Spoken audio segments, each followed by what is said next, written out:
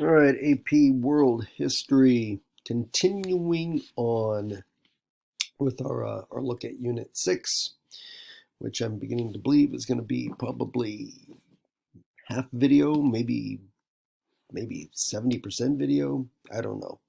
Anyhow, we left things off talking about really the impacts of imperialism when it comes to the continent of Africa. Talk about the Berlin um, conference and how European countries kind of made a plan in advance to divide the African continent between themselves, and in large part because of the natural resources that so much of Africa had to offer, that those Europeans could then turn around and use in their rapidly growing industrial systems in their country.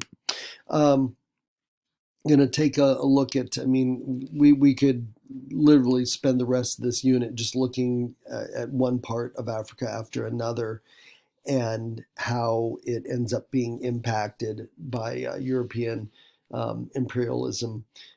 Instead, we're just going to focus on a couple examples here to just kind of give you a little bit of the picture. Okay, so first one we're gonna head on down to South Africa, and South Africa had originally been colonized by Dutch farmers called Boers, and the thing with this is you don't have a real, truly official Dutch government connection to South Africa.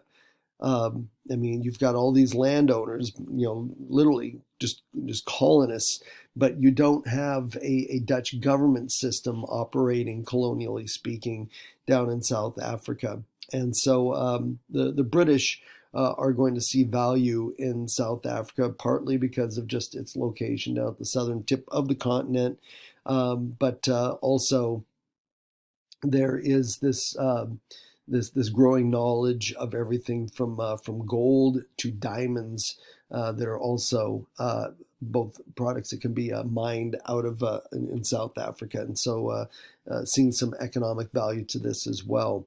And so the British will go in to establish South Africa as a colony, and they're going to get some resistance from the African people themselves, Zulus and others who will fight against the British. But these Dutch will also, who are down there, will line up against the British as well. The picture you see over there on the right side shows a group of these Dutch farmermen, these Boers as they were called, who created these kind of very. I mean, as you can tell from the photograph there, this does not look like a typical army. These are farmers who are banding together and creating kind of these kind of guerrilla military forces, what they called commandos, that would fight against the British.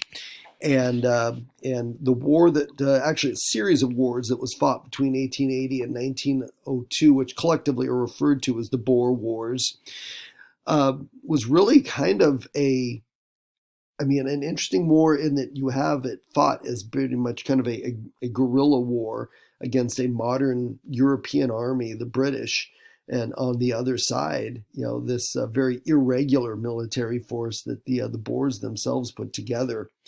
And it's a war that kind of foreshadows a lot of what is going to take place in the 20th century in terms of warfare. As the picture down there below shows, trench warfare will become something that will be very much characterize the fighting of World War One, especially in Europe.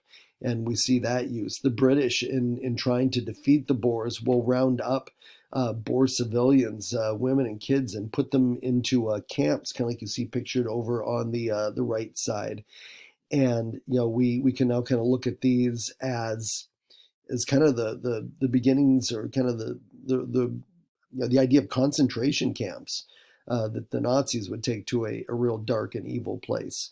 A lot of the Dutch who are thrown into these camps, they're not intentionally killed, but many of them end up dying of disease and malnutrition, things like that. The British will eventually win South Africa. They will eventually defeat the Boers, just able to bring the military might of an empire down on South Africa eventually, and it wins the war for the British. But comes at a cost. Okay. The other example I'll show you here is in the Congo. And this is a colony that when it is first established, 1885, it is established by the King of Belgium, guy pictured you see there, Leopold II. And it's not established as a Belgian colony. It is established literally as King Leopold's colony. Okay, I mean, it's going to obviously have the Belgian connection in there because he is the king of Belgium, but it's his colony personally, and so he is able to run it as he wishes to personally. And the big draw for the Congo was rubber. Matter of fact, I'll pop this in here. There we go. Um, Rubber coming from rubber trees, basically collected as sap and then processed into rubber. And another one of these newer technologies of the Industrial Revolution that's taking off by the time you get to the turn of the century, the rise of automobiles, that sort of a thing. Yes, it all kind of goes together. Uh, Leopold is going to operate this colony with a form of brutality that kind of, there's elements of it that were echoed in other European colonies in Africa, but he takes it to an even a more brutal place. And the picture you see of the two Congolese natives over there on the right side probably does not take long for you to notice they are both missing their right hands. Those had been chopped off by Belgians or by Congolese troops that were conscripted by the Belgians to work for them, and and for those who did not work hard enough, fast enough, produce enough of the rubber sap, that sort of a thing. These were the kind of punishments that were used against them to impart, punish them for not working enough, and then also to motivate others to work as hard as they could, to produce as much as they could for Belgium, and particularly for King Leopold. This was so bad that finally other countries stepped in and began investigating exactly what was going on here. And in 1908, the colony was taken away from Leopold and was nationalized. So, in other words, the Belgian government took it over and tried to reform a lot of those practices. Okay, and then I had mentioned in our first video this scramble for Africa. By the time we get to the turn of the 20th century, by the time we get to 1900, all of Africa is under European control, except for those two countries that I had mentioned, Liberia and Ethiopia. But everything else in Africa is dominated by Europeans. Probably no, I mean, better or worse, depending on how you spin that example of the impacts of imperialism. And so, AP test, if you end up with a an LEQ, an SEQ, I mean, anything where you're having to share out about imperialism, I think being able to hold up Africa as the example is probably the easiest and I think kind of smartest way to go. Okay. All right. We're going to shift it over and take a look at the impact of imperialism in South Asia, which, remember, when I say South Asia, you think India. Okay. Starting with what we've learned about earlier in prior units about the British East India Company and how it had established numerous trading posts in India. And that's kind of where, you saw the beginnings of all of Britain's kind of impact on India begin. I mean, it's more of an economic involvement and influence at first. And really, that's kind of what the British East India Company, gets the, imperialistically speaking, credit for establishing economic control over India. And then what you'll see is from there, the British government, by the time we're getting into the 19th century, will begin to establish political control. And so by the time we get to about mid-century, 19th century, it's a colony of England's. Okay, and they will kind of go as talking about Belgians conscripting Congolese natives as soldiers. The British will do this too. they will have some of their own troops coming from England, from Britain to control the colony. But in order to be able to really maintain that control, they need to use local troops as well. And so they will conscript Indian troops, they called sepoys, that will help the British to control their colony. And this is something that we see commonly used in most of the colonies, where you're going to have European troops, especially European officers, but they're also then going to raise units of troops from the local population who will be trained, controlled by European officers, but used against their own people, in effect. All right. Let's see. If we take a look at imperialism in East Asia, China, what we'll find out is that over time, Europeans, they're going to take advantage of the fact that the Chinese had not really dived into the Industrial Revolution, and so, in effect, falling behind, Europe, the European and Western part of the world. And so by the time we're getting to mid 19th century, you really are starting to see China showing cracks around, basically kind of around the foundations there. The Taiping Rebellion will take place, which was more of an internal, almost kind of like a civil war that takes place in China, but that too will also weaken the country, and it allows Europeans to create what they call these spheres of influence within China. And kind of like the picture you see over there, which is similar to the picture we looked at with Africa. You have all these European powers that are dividing up China. They're not establishing colonies. Okay, China is not, because it is a single country, and there is the ability for China to potentially unite itself and to offer resistance.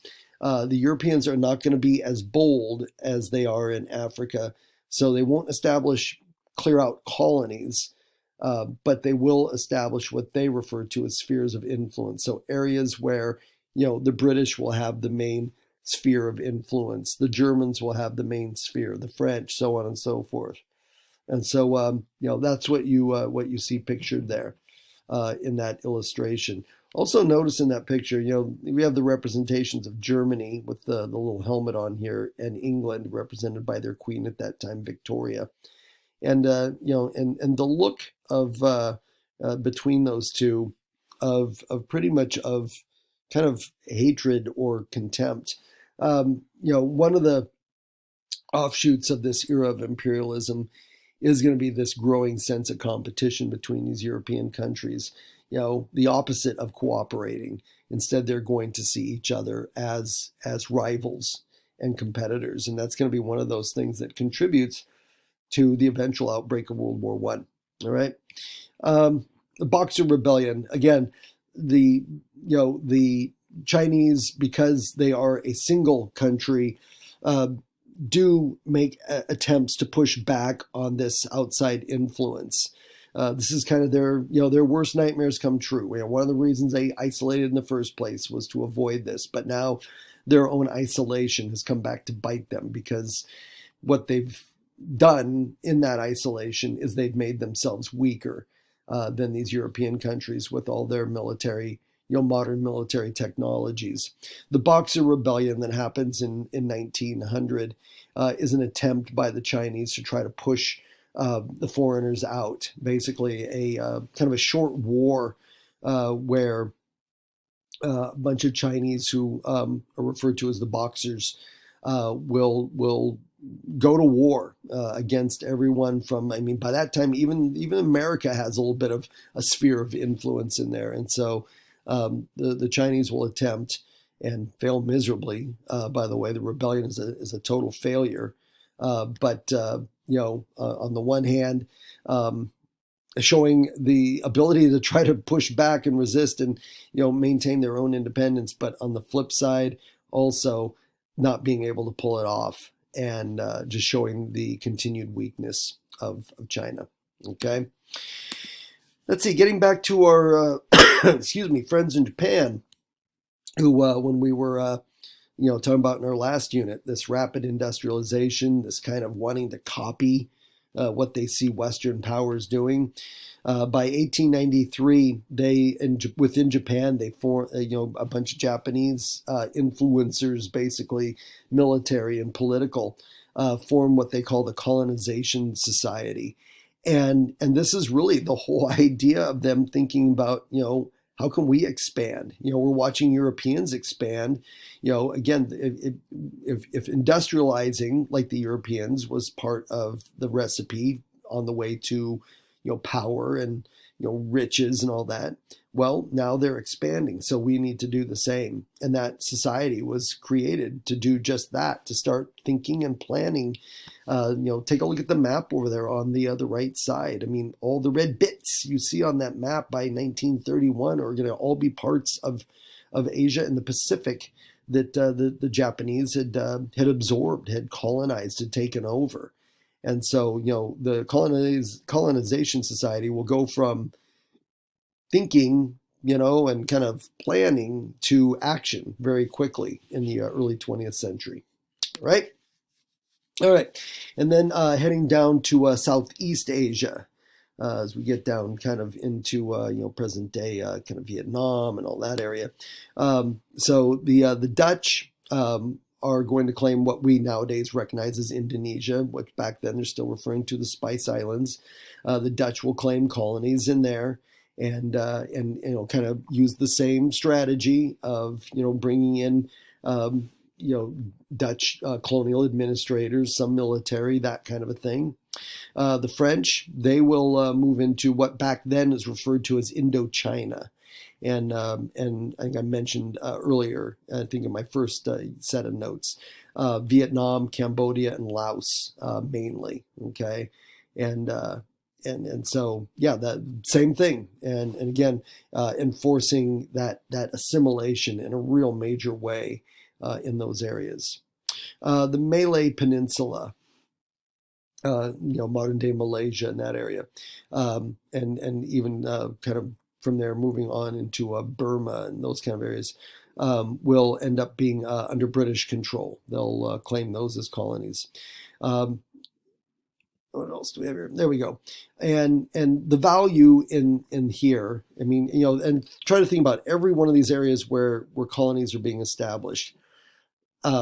Always try to keep in mind, there's a reason for it. It's not strictly to say, hey, this land is now ours, or, look at us, we have more territory than you. I mean, there's an element, again, we talk about competition, they refer to it as a great game, but if there's no economic value to be had, nothing's going to happen. And so with Southeast Asia, these colonies, you have tea, you have rubber, other kind of cash crops, money, crops that are going to be raised strictly to make money from them, and then the harvests, being sent back to Europe to be processed and that kind of a thing. All right, let's see, and then I think I'm going to move it on into Australia, New Zealand. I think we talked about the Maori back in Unit 5, with the haka and all that sort of thing. So this is kind of moving that on. Let's see, New South Wales, the original name of Australia. This is started up in the late 18th century. It is a penal colony. This comes at a time when back over in England, because of the beginnings of the Industrial Revolution, is displacing a lot of people from work. The debtor prisons in England are overflowing. People who can't pay their bills are thrown into prison back then. And so this, one of the major motivators of opening up this colony, really Australia does not have a lot in terms to offer as far as natural resources or crops. So the main motivator on this one is the need to go ahead and have a place to send prisoners. And to offer prisoners, that you can go and help to establish this colony, and you can work off your sentence, and then you can stay there and kind of be there at the ground level as this colony is getting started, and take advantage of opportunities as they come from there. All right. So yeah, by 1820, it is Australia, no longer New South Wales, Australia, and all under British control by 1820. And then not too longer after that is New Zealand, and that was the one that we've already touched on with the Maori Wars and all of that business. Um, let's see. From there, let's move it on to, that's right, the United States, because and you guys will get a bigger dose of this in APUSH, or American History, next year. But the U.S. is going to also dabble in imperialism, probably not as seriously as European countries are, because the United States, we're always going to have kind of a love-hate relationship with this. I mean, going all the way back to really all the way back to the establishment of the United States, was always this, not wanting to be like Europe.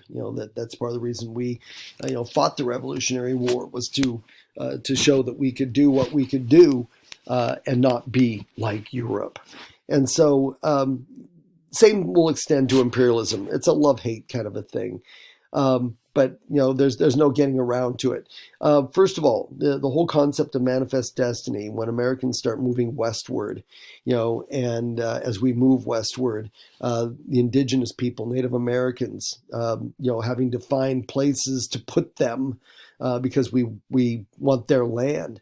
Eventually penning them up into, small reservations around the West. That can be viewed as a form of imperialism. Okay. We wanted that land because of the natural resources. That's the motivation. And, the U.S. government uses its military power to be able to do this, to open up this land for economic, use and exploitation, and to pretty much to minimize the impacts of the indigenous population. And so, not too far different than what Europeans are doing. It's just that we're doing it within our own borders, which is where it's kind of like quasi-imperialism. Okay. Probably the first time we really get serious into our own little foray into imperialism is with the Spanish-American War that happens right at the end of the 19th century. We go to war with Spain, and a war that depending on what sources you look at, was well justified, or a war that maybe the United States kind of forced Spain into. Spain still was hanging on to. I mean, it's been kind of a long, kind of a sad road for Spain, but going to the end of the 19th century, they still have a little collection of colonies out there.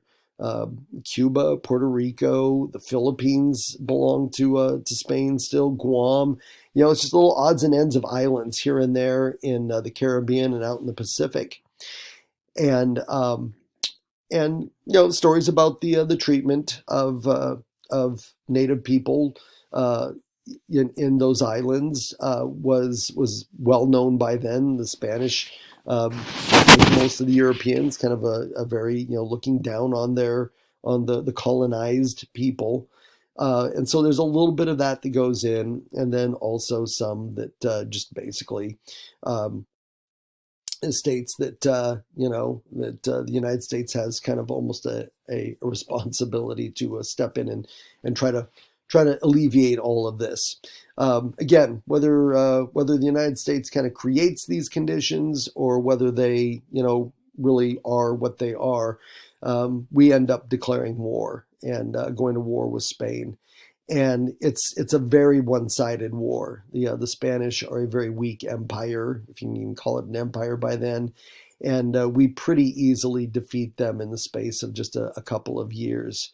And then end up having to fight our own kind of same experience the British had in South Africa with the Boers.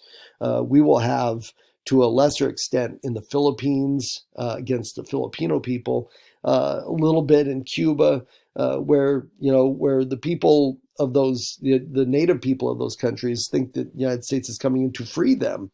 And then when it becomes apparent that no, we've kicked out the Spanish and we're going to stick around, well, then they rise up against the United States. So a little bit of that kind of stickiness to it. Another sign of this imperialism, it comes with what comes to be known as the Roosevelt Corollary, named after Theodore Roosevelt, who was the U.S. president in 1904. This pertained to Latin America, and Roosevelt pretty much said to all of Latin America that the United States has the right Because we're a big, powerful country, and bottom line, because you are not, we have the right to interfere in your internal affairs whenever we see fit. Okay. If we see a revolution brewing, if we see something that we think is going to have some negative impacts on us, then the United States government is going to step in and, use military power, use whatever resources we feel necessary to deal with it. And so, this is the United States really stepping up and pretty much saying, we're powerful here. You are not, and we are going to use our power against you when we want to. And another step down the road of the United States, again, like I said, kind of dabbling a little bit here with imperialism. It's also in this time frame the United States acquires Hawaii. There's other territories that we're adding to our growing possessions that aren't states, but are territories of the United States. And that's usually how the kind of delineation there. We would never really call them colonies, like the French and the British and the German. Well, they're territories, and some of those are territories that still we possess to this very day. Puerto Rico, Guam, places like that, Marshall Islands, still territories, even in the 21st century. Alrighty, let's talk here a bit about Russia. And I think I'm going to get here. Yeah, we're coming 26 minutes. We'll call it here. So as far as Russia goes, they too are trying to expand. Okay. And this is still during the time frame where they're under the power of the czars. They are going to make attempts in the North Pacific. The Russians will even make claims to territory here along the west coast of America. But one by one, all of their claims are going to end up failing. Some of this having to do with the continuing internal struggles in Russia itself, its large serf population, which finally is going to be freed. But under this very, very autocratic system that's being used in Russia, it's going to end up showing that Russia, as much as it's trying to keep up with the rest of Europe, is not really doing a great job of it.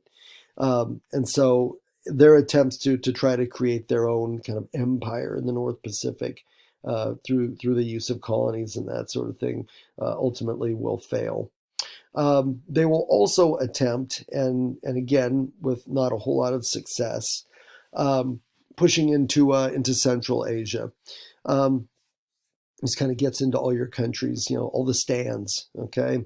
And the one that kind of sticks out in my mind is Afghanistan, which, given its geographic location, kind of bridging, the Middle East and the rest of Asia, will get a lot of attention. The British will try to make it a colony.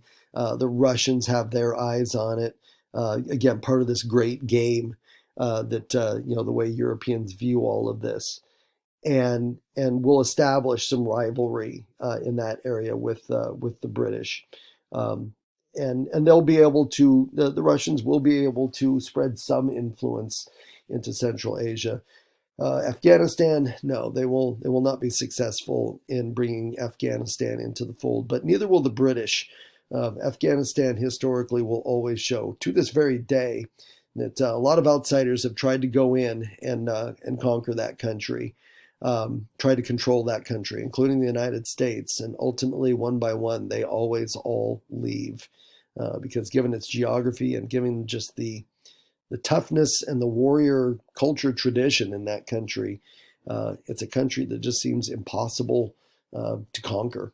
So, all right, that's where I'm going to cut it, because I think where we're moving to next, we'll get into a little bit more about how people resisted, how people pushed back in all of these countries that were being colonized and being controlled. And I've made a few allusions to it here and there, but this section will go into detail about some of that resistance that goes on. So that's where we'll pick it up next time, whether it's going to be on video or whether it's going to be in class. Time will tell. We shall see, but that'll get us till then. Till next time, see ya.